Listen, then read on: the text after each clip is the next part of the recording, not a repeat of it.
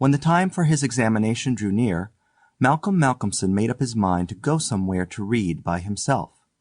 He feared the attractions of the seaside, and also he feared completely rural isolation, for of old he knew its charms, and so he determined to find some unpretentious little town where there would be nothing to distract him.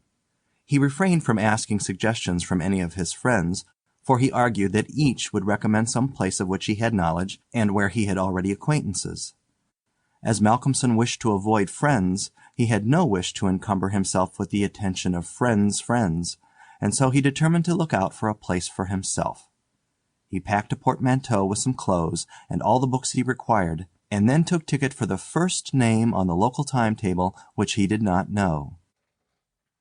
When, at the end of 3 hours' journey, he alighted at Benchurch, he felt satisfied that he had so far obliterated his tracks as to be sure of having a peaceful opportunity of pursuing his studies.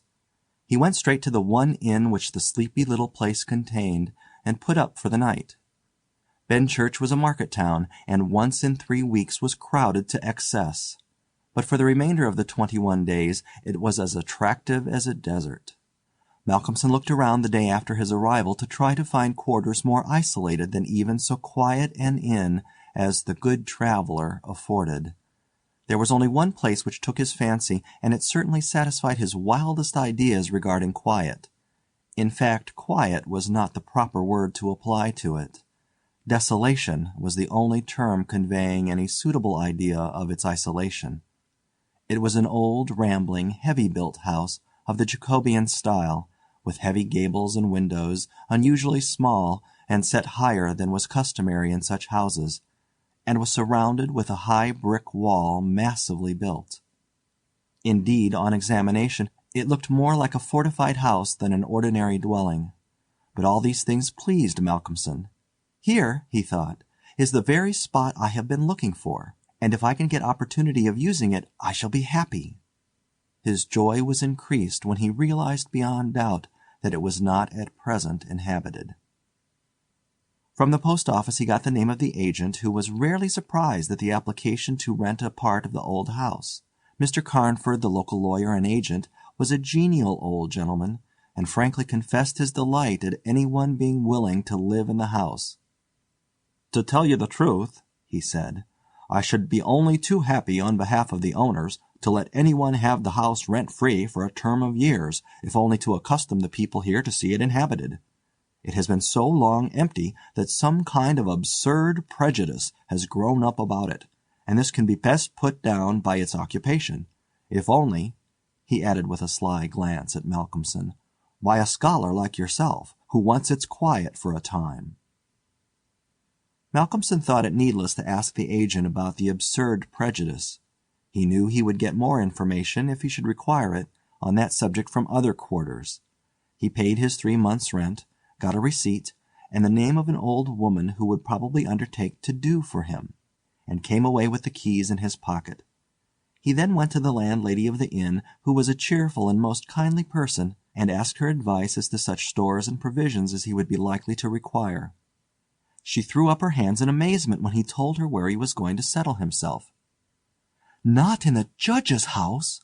she said, and grew pale as she spoke.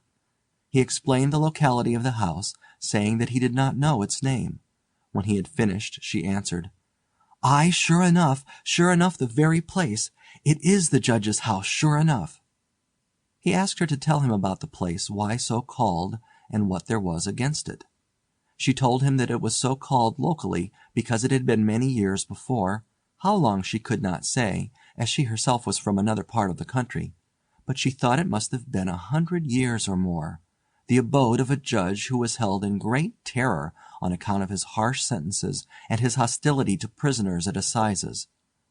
As to what there was against the house itself, she could not tell. She had often asked, but no one could inform her. But there was a general feeling that there was something. And for her own part she would not take all the money in Drinkwater's bank and stay in the house an hour by herself. Then she apologized to Malcolmson for her disturbing talk.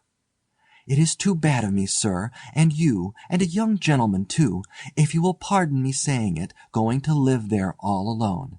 If you were my boy, and you'll excuse me for saying it, you wouldn't sleep there a night, not if I had to go there myself and pull the big alarm bell that's on the roof." The good creature was so manifestly in earnest, and was so kindly in her intentions, that Malcolmson, although amused, was touched.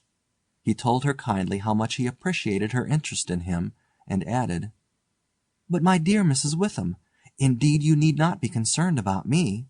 A man who is reading for the mathematical tripos has too much to think of to be disturbed by any of these mysterious somethings, and his work is of too exact and prosaic a kind to allow of his having any corner in his mind for mysteries of any kind.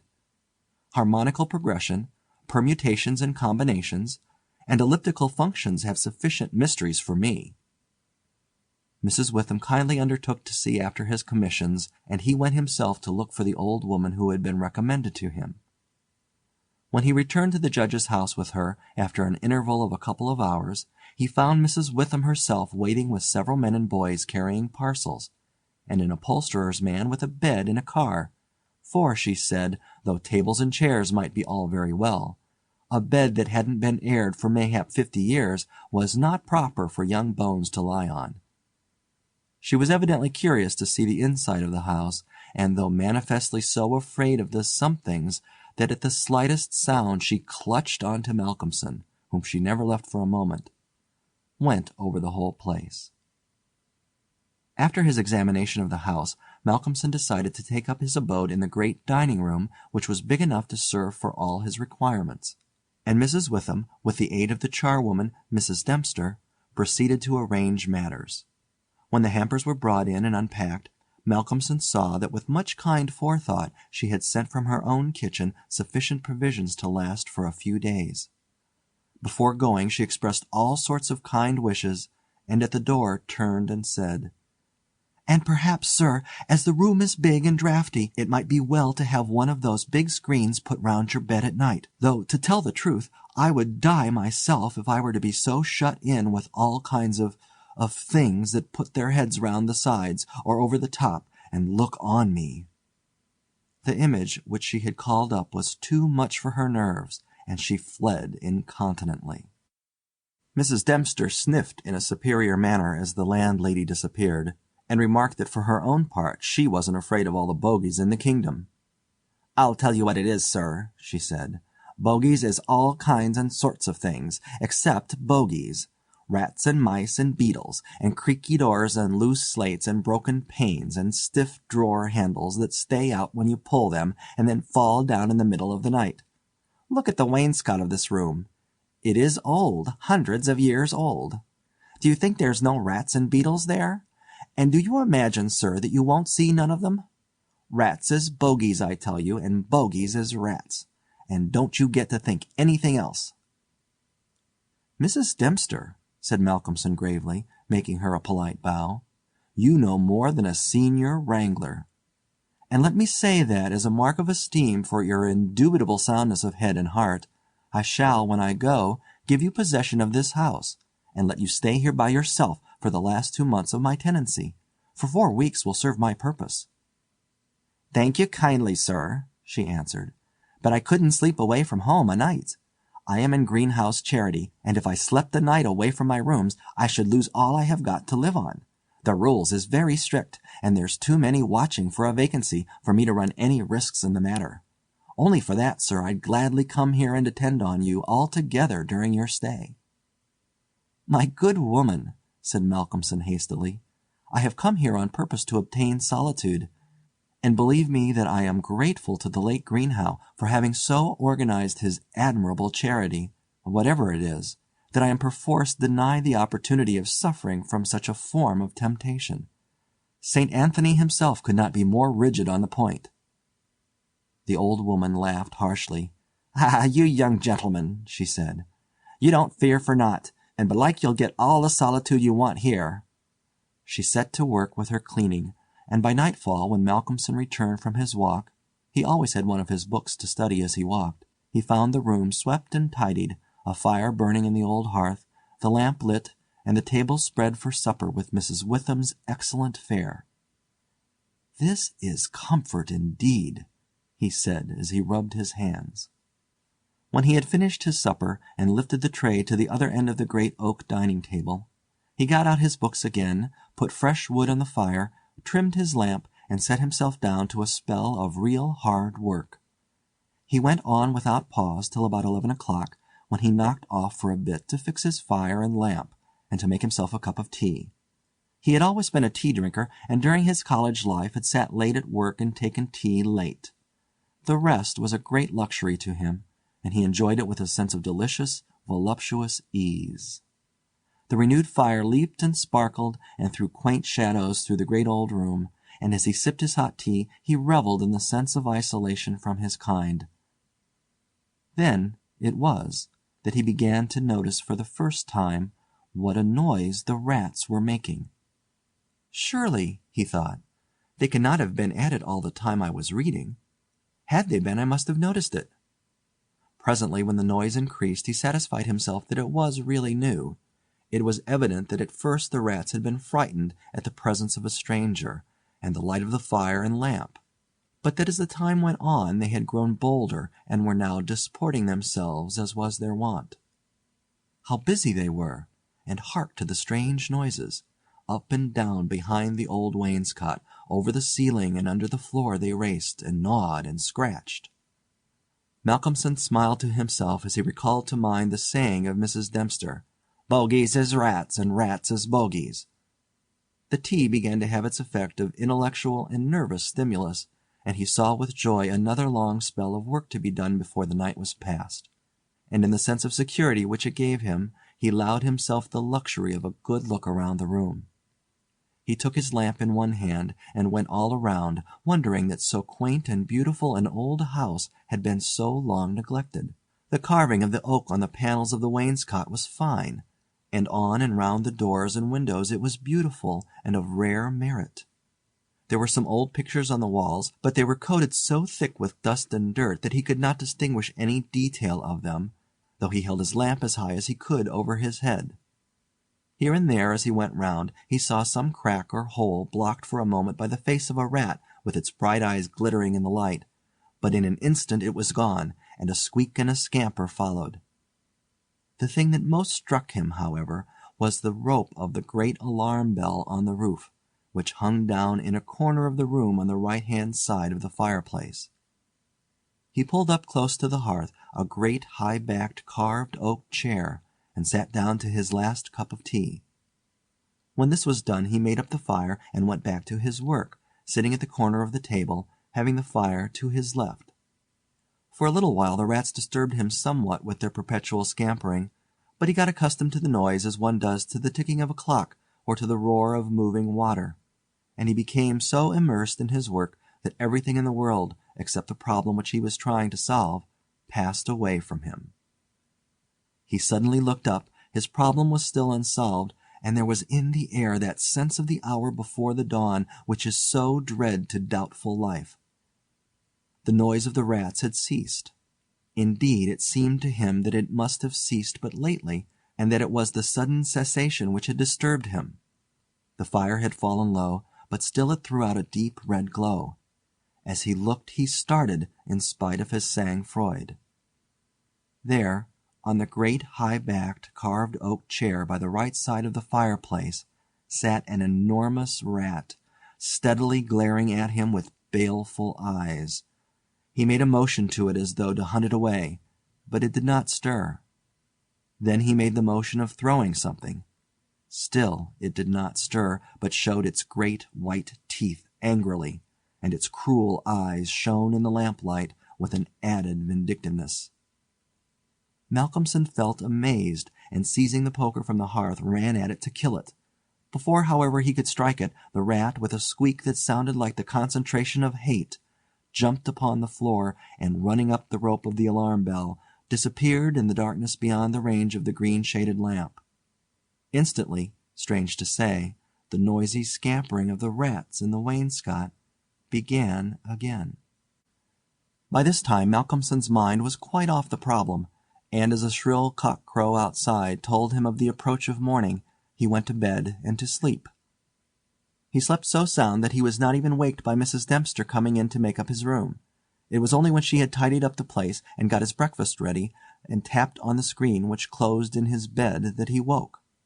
He was a little tired still after his night's hard work, but a strong cup of tea soon freshened him up, and taking his book he went out for his morning walk, bringing with him a few sandwiches lest he should not care to return till dinner time. He found a quiet walk between high elms some way outside the town, and here he spent the greater part of the day studying his Laplace. On his return he looked in to see Mrs. Witham and to thank her for her kindness. When she saw him coming through the diamond-paned bay window of her sanctum, she came out to meet him and asked him in. She looked at him searchingly and shook her head as she said, "You must not overdo it, sir. You are paler this morning than you should be. 2 late hours and too hard work on the brain isn't good for any man. But tell me, sir, how did you pass the night? Well, I hope?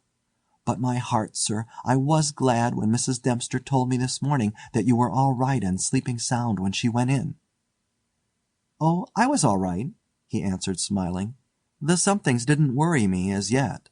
Only the rats, and they had a circus, I tell you, all over the place. There was one wicked-looking old devil that sat up on my own chair by the fire and wouldn't go till I took the poker to him, and then he ran up the rope of the alarm bell and got to somewhere up the wall or the ceiling. I couldn't see where, it was so dark." "Mercy on us!" said Mrs. Witham. "An old devil, and sitting on a chair by the fireside! Take care, sir, take care. There's many a true word spoken in jest." "How do you mean? 'Pon my word I don't understand." "An old devil, the old devil, perhaps. There, sir, you needn't laugh," for Malcolmson had broken into a hearty peal. "You young folks thinks it's easy to laugh at things that make older ones shudder. Never mind, sir, never mind. Please God you'll laugh all the time. It's what I wish for you myself." And the good lady beamed all over in sympathy with his enjoyment, her fears gone for a moment. "Oh, forgive me," said Malcolmson presently. "Don't think me rude, but the idea was too much for me, that the old devil himself was on the chair last night," and at the thought he laughed again. Then he went home to dinner. This evening the scampering of the rats began earlier. Indeed, it had been going on before his arrival, and only ceased while his presence by its freshness disturbed them. After dinner he sat by the fire for a while and had a smoke, and then, having cleared his table, began to work as before. Tonight the rats disturbed him more than they had done on the previous night.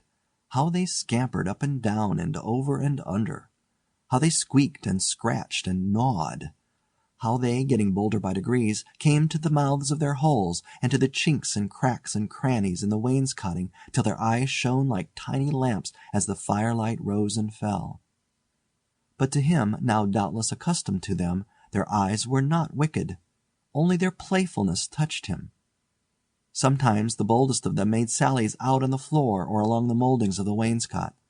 Now and again as they disturbed him, Malcolmson made a sound to frighten them, smiting the table with his hand, or giving a fierce "sh! sh!" so that they fled straightway to their holes. And so the early part of the night wore on, and despite the noise Malcolmson got more and more immersed in his work. All at once he stopped, as on the previous night, being overcome by a sudden sense of silence. There was not the faintest sound of gnaw, or scratch, or squeak. The silence was as of the grave. He remembered the odd occurrence of the previous night, and instinctively he looked at the chair standing close by the fireside, and then a very odd sensation thrilled through him. There, on the great old high-backed carved oak chair beside the fireplace, sat the same enormous rat, steadily glaring at him with baleful eyes. Instinctively he took the nearest thing to his hand, a book of logarithms, and flung it at it. The book was badly aimed, and the rat did not stir. So again the poker performance of the previous night was repeated, and again the rat, being closely pursued, fled up the rope of the alarm bell. Strangely, too, the departure of this rat was instantly followed by the renewal of the noise made by the general rat community. On this occasion, as on the previous one, Malcolmson could not see at what part of the room the rat disappeared, for the green shade of his lamp left the upper part of the room in darkness, and the fire had burned low. On looking at his watch he found it was close on midnight, and, not sorry for the divertissement, he made up his fire and made himself his nightly pot of tea. He had got through a good spell of work, and thought himself entitled to a cigarette, and so he sat on the great oak chair before the fire and enjoyed it.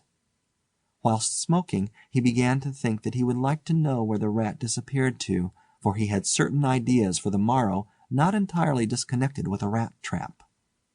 Accordingly he lit another lamp and placed it so that it would shine well into the right-hand corner of the wall by the fireplace. Then he got all the books he had with him and placed them handy to throw at the vermin.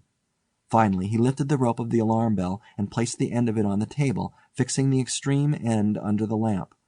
As he handled it he could not help noticing how pliable it was, especially for so strong a rope, and one not in use. You could hang a man with it, he thought to himself. When his preparations were made, he looked around and said complacently, "There now, my friend, I think we shall learn something of you this time." He began his work again, and though as before somewhat disturbed at first by the noise of the rats, soon lost himself in his propositions and problems. Again he was called to his immediate surroundings suddenly. This time it might not have been the sudden silence only which took his attention. There was a slight movement of the rope, and the lamp moved. Without stirring, he looked to see if his pile of books was within range, and then cast his eye along the rope. As he looked he saw the great rat drop from the rope on the oak arm-chair and sit there glaring at him. He raised the book in his right hand, and taking careful aim, flung it at the rat. The latter, with a quick movement, sprang aside and dodged the missile. He then took another book, and a third, and flung them one after another at the rat, but each time unsuccessfully. At last, as he stood with a book poised in his hand to throw, the rat squeaked and seemed afraid. This made Malcolmson more than ever eager to strike, and the book flew and struck the rat a resounding blow. And it gave a terrified squeak, and turning on his pursuer a look of terrible malevolence, sprang up the chair back and made a great jump to the rope of the alarm bell, and ran up it like lightning. The lamp rocked under the sudden strain, but it was a heavy one and did not topple over. Malcolmson kept his eyes on the rat, and saw it by the light of the second lamp leap to a moulding of the wainscot and disappear through a hole in one of the great pictures which hung on the wall, obscured and invisible through its coating of dirt and dust. "I shall look up my friend's habitation in the morning," said the student, as he went over to collect his books. "The third picture from the fireplace I shall not forget." He picked up the books one by one, commenting on them as he lifted them. Conic sections he does not mind, nor cycloidal oscillations, nor the Principia, nor quaternions, nor thermodynamics. Now for the book that fetched him. Malcolmson took it up and looked at it. As he did so he started, and a sudden pallor overspread his face. He looked round uneasily and shivered slightly, as he murmured to himself, "The Bible my mother gave me. What an odd coincidence." He sat down to work again, and the rats in the wainscot renewed their gambols. They did not disturb him, however. Somehow their presence gave him a sense of companionship. But he could not attend to his work, and after striving to master the subject on which he was engaged, gave it up in despair, and went to bed as the first streak of dawn stole in through the eastern window. He slept heavily but uneasily, and dreamed much, and when Mrs. Dempster woke him late in the morning he seemed ill at ease, and for a few minutes did not seem to realize exactly where he was. His first request rather surprised the servant. "Mrs. Dempster, when I am out today, I wish you would get the steps and dust or wash those pictures, especially that one third from the fireplace. I want to see what they are." Late in the afternoon Malcolmson worked at his books in the shaded walk, and the cheerfulness of the previous day came back to him as the day wore on, and he found that his reading was progressing well. He had worked out to a satisfactory conclusion all the problems which had yet baffled him, and it was in a state of jubilation that he paid a visit to Mrs. Witham at the Good Traveller. He found a stranger in the cosy sitting-room with the landlady, who was introduced to him as Dr. Thornhill.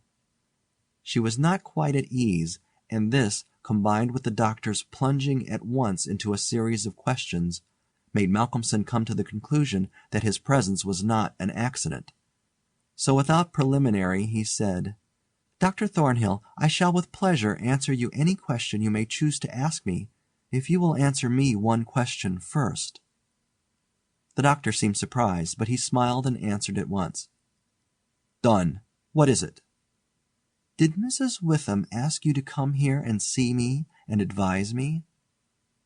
Dr. Thornhill for a moment was taken aback, and Mrs. Witham got fiery red and turned away. But the doctor was a frank and ready man, and he answered at once and openly. "She did, but she didn't intend you to know it. I suppose it was my clumsy haste that made you suspect. She told me that she did not like the idea of your being in that house all by yourself, and that she thought you took too much strong tea. In fact, she wants me to advise you, if possible, to give up the tea and the very late hours. I was a keen student in my time, so I suppose I may take the liberty of a college man, and, without offence, advise you not quite as a stranger." Malcolmson, with a bright smile, held out his hand. "Shake, as they say in America," he said. "I must thank you for your kindness, and Mrs. Witham too, and your kindness deserves a return on my part. I promise to take no more strong tea, no tea at all till you let me, and I shall go to bed tonight at 1 o'clock at the latest. Will that do?" "Capital," said the doctor.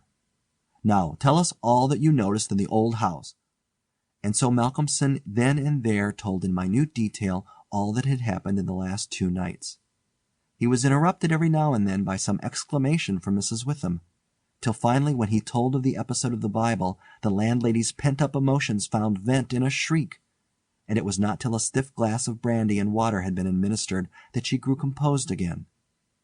Dr. Thornhill listened with a face of growing gravity, and when the narrative was complete and Mrs. Witham had been restored, he asked, "The rat always went up the rope of the alarm bell?"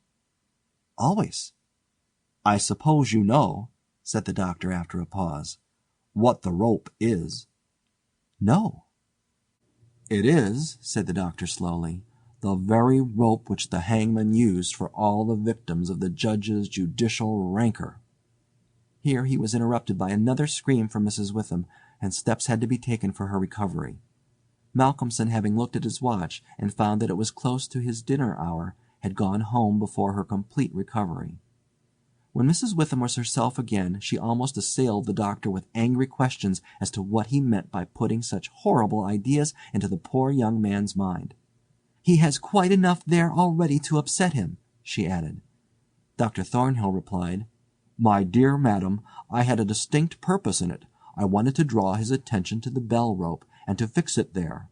It may be that he is in a highly overwrought state, and has been studying too much, although I am bound to say that he seems as sound and healthy a young man, mentally and bodily, as ever I saw. But then the rats, and that suggestion of the devil." The doctor shook his head and went on. "I would have offered to go and stay the first night with him, but that I felt sure it would have been a cause of offence. He may get in the night some strange fright or hallucination, and if he does I want him to pull that rope. All alone as he is, it will give us warning, and we may reach him in time to be of service. I shall be sitting up pretty late tonight, and shall keep my ears open. Do not be alarmed if Benchurch gets a surprise before morning." "Oh, doctor, what do you mean? What do you mean?" "I mean this, that possibly, nay, more probably, we shall hear the great alarm bell from the judge's house tonight." And the doctor made about as effective an exit as could be thought of. When Malcolmson arrived home, he found that it was a little after his usual time, and Mrs. Dempster had gone away. The rules of greenhouse charity were not to be neglected. He was glad to see that the place was bright and tidy, with a cheerful fire and a well-trimmed lamp. The evening was colder than might have been expected in April, and a heavy wind was blowing with such rapidly increasing strength that there was every promise of a storm during the night. For a few minutes after his entrance the noise of the rats ceased, but so soon as they became accustomed to his presence they began again. He was glad to hear them, for he felt once more the feeling of companionship in their noise, and his mind ran back to the strange fact that they only ceased to manifest themselves when that other, the great rat with the baleful eyes, came upon the scene. The reading lamp only was lit, and its green shade kept the ceiling and the upper part of the room in darkness, so that the cheerful light from the hearth spreading over the floor and shining on the white cloth laid over the end of the table was warm and cheery. Malcolmson sat down to his dinner with a good appetite and a buoyant spirit.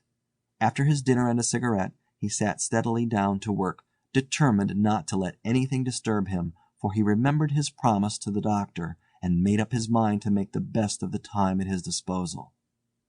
For an hour or so he worked all right, and then his thoughts began to wander from his books. The actual circumstances around him, the calls on his physical attention, and his nervous susceptibility were not to be denied. By this time the wind had become a gale, and the gale a storm. The old house, solid though it was, seemed to shake to its foundations, and the storm roared and raged through its many chimneys and its queer old gables, producing strange, unearthly sounds in the empty rooms and corridors.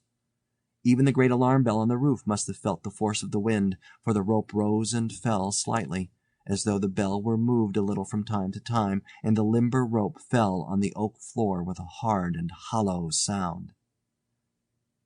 As Malcolmson listened to it he bethought himself of the doctor's words.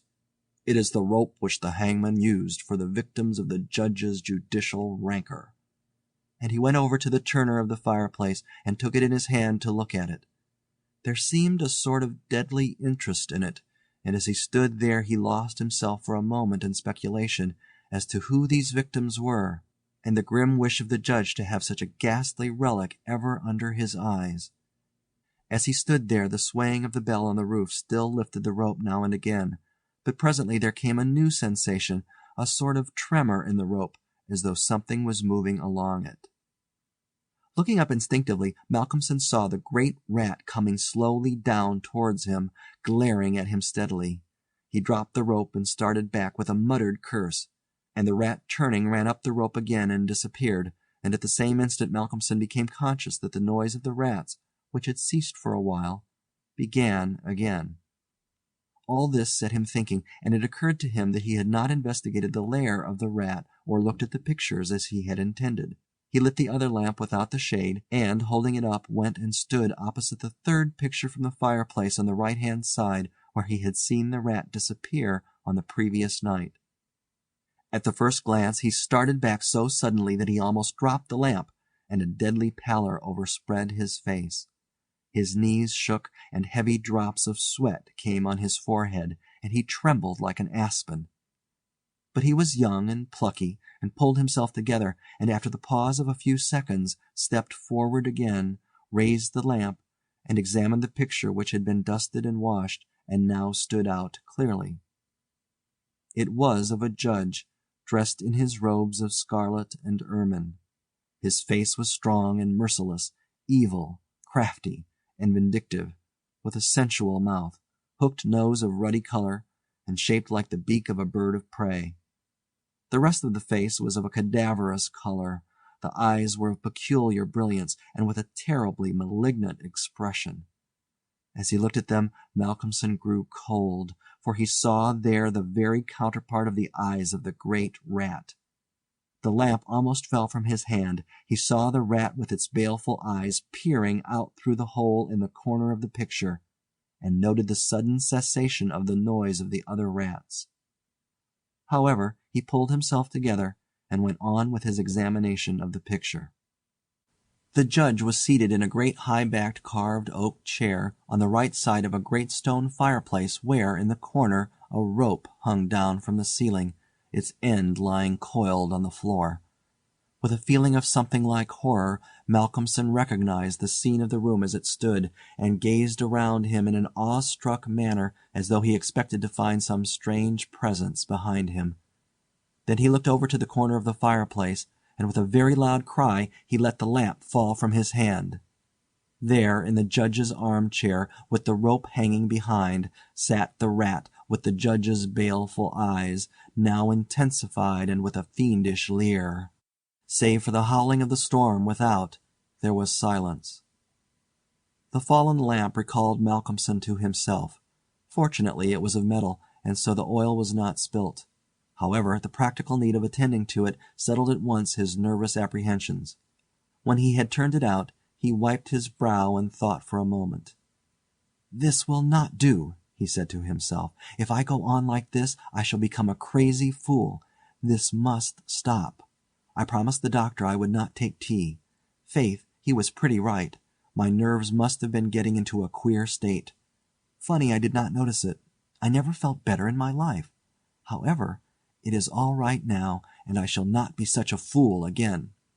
Then he mixed himself a good stiff glass of brandy and water, and resolutely sat down to his work. It was nearly an hour when he looked up from his book, disturbed by the sudden stillness. Without, the wind howled and roared louder than ever, and the rain drove in sheets against the windows, beating like hail on the glass. But within there was no sound whatever, save the echo of the wind as it roared in the great chimney, and now and then a hiss as a few raindrops found their way down the chimney in a lull of the storm. The fire had fallen low and had ceased to flame, though it threw out a red glow. Malcolmson listened attentively, and presently heard a thin, squeaking noise, very faint. It came from the corner of the room where the rope hung down, and he thought it was the creaking of the rope on the floor as the swaying of the bell raised and lowered it. Looking up, however, he saw in the dim light the great rat clinging to the rope and gnawing it. The rope was already nearly gnawed through. He could see the lighter color where the strands were laid bare.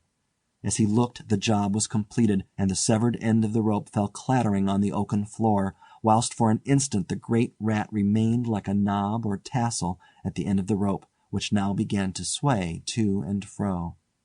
Malcolmson felt for a moment another pang of terror as he thought that now the possibility of calling the outer world to his assistance was cut off.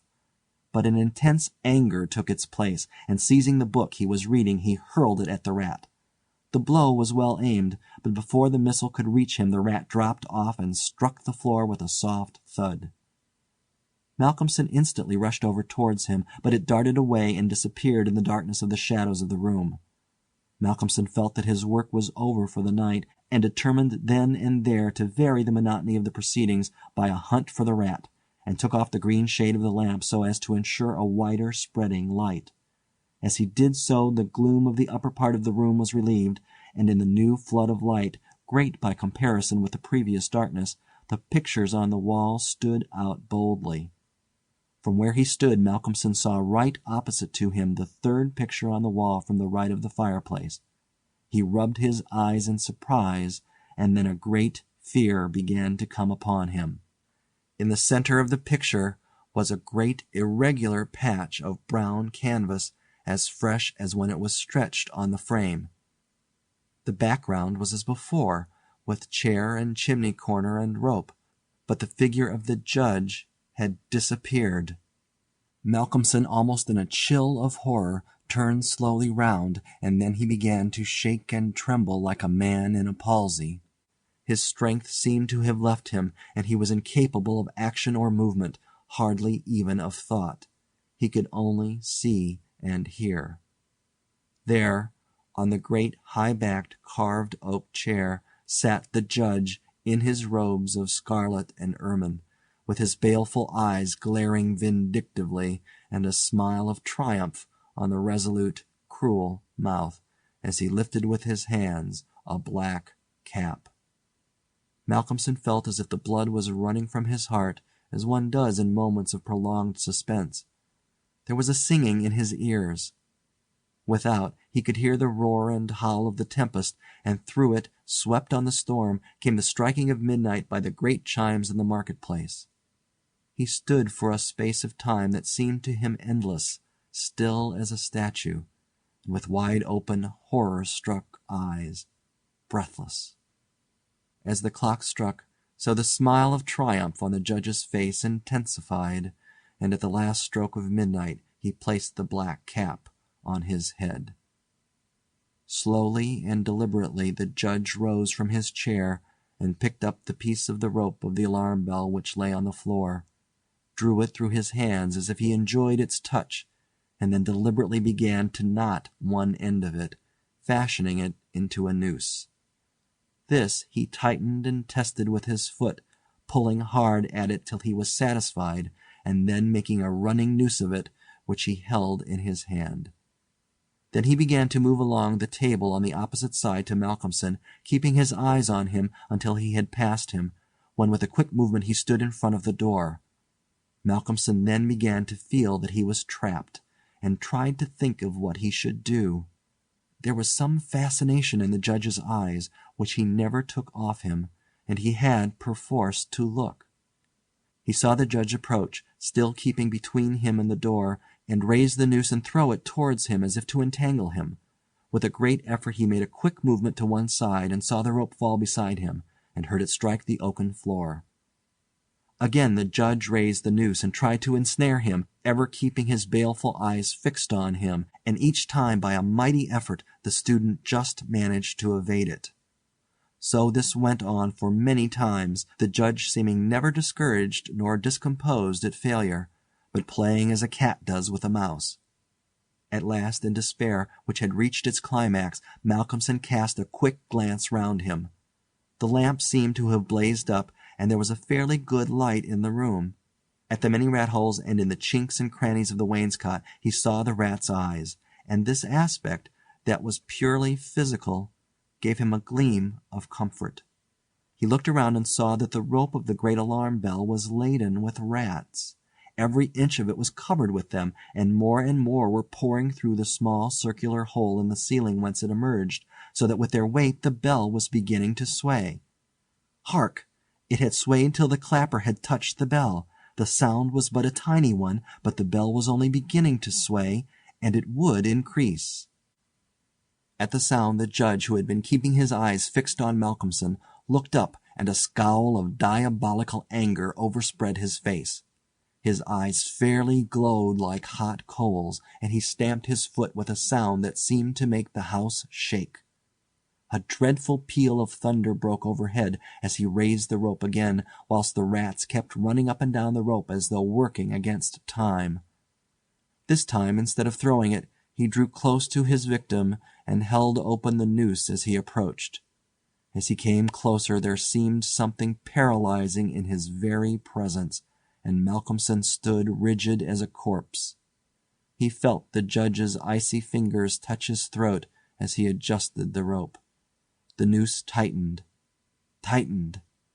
Then the judge, taking the rigid form of the student in his arms, carried him over and placed him standing in the oak chair, and stepped up beside him, put his hand up and caught the end of the swaying rope of the alarm bell. As he raised his hand the rats fled squeaking and disappeared through the hole in the ceiling. Taking the end of the noose which was round Malcolmson's neck, he tied it to the hanging bell rope, and then descending pulled away the chair. When the alarm bell of the judge's house began to sound, a crowd soon assembled. Lights and torches of various kinds appeared, and soon a silent crowd was hurrying to the spot. They knocked loudly at the door, but there was no reply. Then they burst in the door and poured into the great dining room, the doctor at the head. There, at the end of the rope of the great alarm bell, hung the body of the student, and on the face of the judge in the picture was a malignant smile.